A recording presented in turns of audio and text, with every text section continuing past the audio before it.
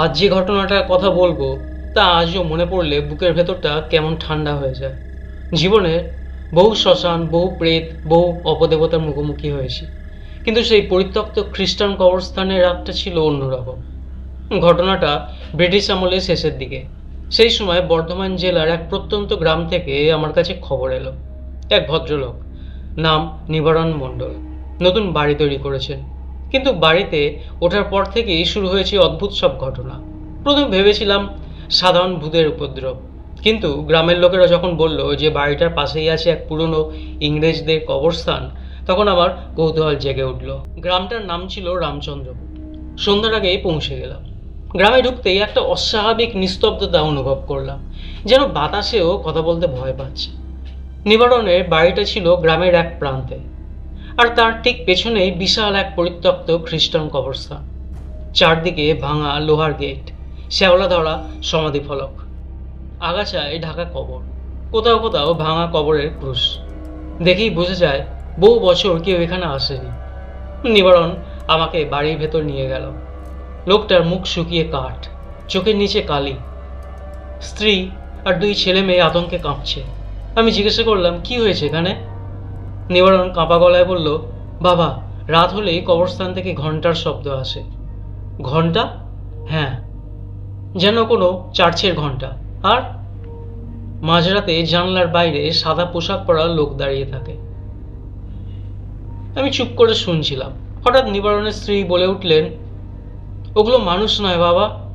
কেন? ওদের মুখ নেই। কথাটা শুনে আমার বুকের ভেতর হালকা একটা ধাক্কা লাগলো। সেই রাতেই আমি বাড়িতে থাকার সিদ্ধান্ত নিলাম। রাত 12টার দিকে হঠাৎ ঘুম ভেঙে গেল।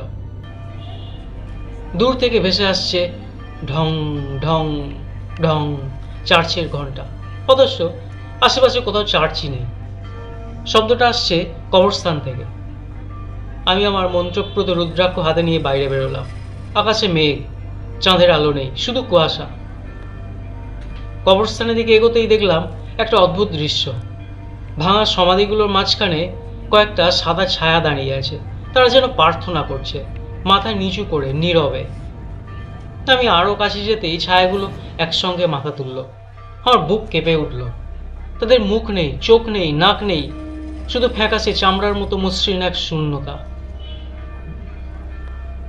সেই মুহূর্তে চারপাশের তাপমাত্রা হঠাৎ কমে গেল। নিঃশ্বাস থেকে ধোঁয়া বেরোতে লাগলো। তারপর শুনলাম একটা কর্কশ ইংরেজি গলা, লিভ দিস প্লেস। কথাগুলো বাতাসের মধ্যে ভেসে এলো। আমি মন্ত্র জপ শুরু করলাম। হঠাৎ মাটির নিচ থেকে কান্নার শব্দ।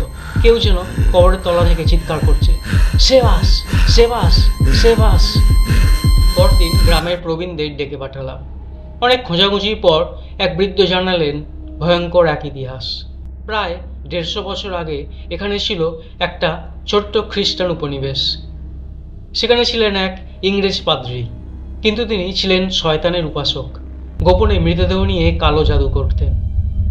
এক রাতে তার সেই নিষিদ্ধ সাধনা ভয়ঙ্কর বিপর্যয় ডেকে আনে। চার্চে আগুন লেগে যায়, অনেক লোক মারা যায়। তাদের সবাইকে এই কবরস্থানেই কবর দেওয়া হয়। তারপর থেকেই জায়গাটা অভিশপ্ত বলে পরিচিত। সেই রাতেই আমি কবরস্থানে পুজোর আয়োজন করলাম।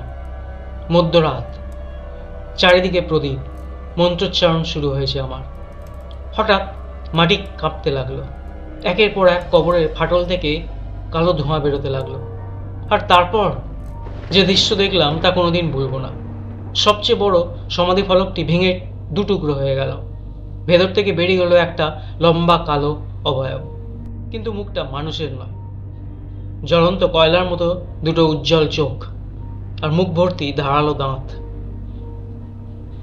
সে অট্টহাসি এসে বলল, এই আত্মাগুলো আমার। আমি বুঝলাম এ কোনো সাধারণ প্রেত নয়, বহু বছর ধরে মৃত আত্মাদের বেঁধে রেখেছে। আমি মহাকালী মন্ত্রে জপ শুরু করলাম। চারিদিকের বাতাস ঝড়ের মতো ঘুরতে লাগলো। গাছপালা কাঁপতে লাগলো। মনে হচ্ছিল পুরো কবরস্থান যেন জীবন্ত হয়ে উঠেছে। হঠাৎ আকাশে বিদ্যুতের ঝলকানি। এক মুহূর্তের জন্য পুরো কবরস্থান আলোকিত হয়ে উঠল। সেই আলোয় দেখলাম অসংখ্য আত্মা দাঁড়িয়ে আছে। পুরুষ, মহিলা, শিশু, সবাই যেন মুক্তির অপেক্ষায়। আমি শেষ মন্ত্রটা উচ্চারণ করলাম। সঙ্গে সঙ্গে কালো অবয়বটি বিকট চিৎকার করে উঠল। তার শরীর আগুনে জ্বলতে শুরু করলো। এক প্রচণ্ড বিস্ফোরণের শব্দে সে মিলিয়ে গেল অন্ধকারে। তারপর যা ঘটলো তা আজও মনে আছে।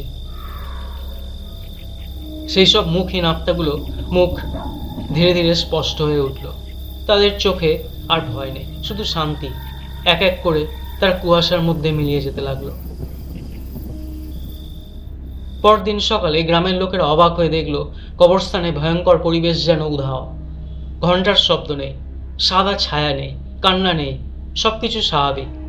নিবারণের পরিবারও আর কখনো কোনো অদ্ভুত ঘটনার সম্মুখীন হয়নি। তবে বিদায় নেওয়ার আগে আমি কবরস্থানে এক কোণে দাঁড়িয়েছিলাম।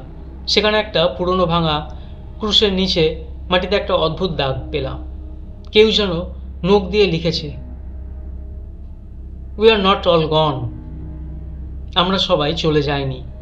আমি আর এক মুহূর্ত সেখানে দাঁড়াইনি, কারণ বুঝেছিলাম সেই কবরস্থানে সব রহস্য সেদিন শেষ হয়নি। আর কিছু অন্ধকারের জিনিস এখনো মাটির অনেক গভীরে ঘুমিয়ে আছে।